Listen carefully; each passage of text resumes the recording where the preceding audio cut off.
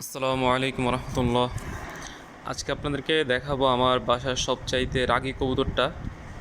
এই যে দেখেন, আমি এখনও হাতও দিই নাই, তার আগে সে রাগ দেখানো শুরু করে দিছে। তো আপনারাও দেখবেন যে আপনাদের বাসায় যদি কোনো রাগী কবুতর থাকবে, দেখবেন ওইগুলার আলহামদুলিল্লাহ ডিম বাচ্চা ওইগুলাই ভালো করে। আর অন্য কবুতর দেখবেন একটু কম করে, যেগুলো শান্তশিষ্ট ওইগুলো দেখবেন হচ্ছে ডিমের পার্সেন্টেজ কম পাবেন আপনার তুলনামূলকভাবে। দেখবেন যে দুইটা করলো, দুইটা ডিম থেকে হয়তো বা একটা বাচ্চা পাচ্ছেন বা দুইটা পাচ্ছেন, বা প্রতিবার সমানভাবে যে বাচ্চার পার্সেন্টেজ ওরকম ভালো পাচ্ছেন না। তো আলহামদুলিল্লাহ দেখেন, আমার এই যে কবুতরটা দুইটা ডিম নিয়ে বসে আছে। আলহামদুলিল্লাহ এই রাগী কবুতরগুলো যেরকম ডিম বাচ্চা ভালো করে, আমারটা আলহামদুলিল্লাহ এটা থেকে আমি ডিম বাচ্চা ভালো পাই, আলহামদুলিল্লাহ মিস হয় না। আর মাশাল্লাহ এই পর্যন্ত আমার খামারে মানে আমার বাসার সবচাইতে বেশি মাদি কবুতরের সাথে এই কবুতরটা জোড়া নিছে।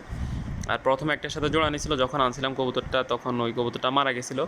পরে আরও একটার সাথে জোড়া নিয়েছিল, এভাবে প্রায় 3-4টা, প্রায় এইটা মনে হয় পঞ্চমটা, চতুর্থ তো পঞ্চম মাদির সাথে জোড়া নিছে। আলহামদুলিল্লাহ গত প্রায় 6 মাস থেকে জোড়াতে আছে আর ডিম বাচ্চা করতেছে আলহামদুলিল্লাহ। রাগ দেখেন, মাশাআল্লাহ অনেক রাগ।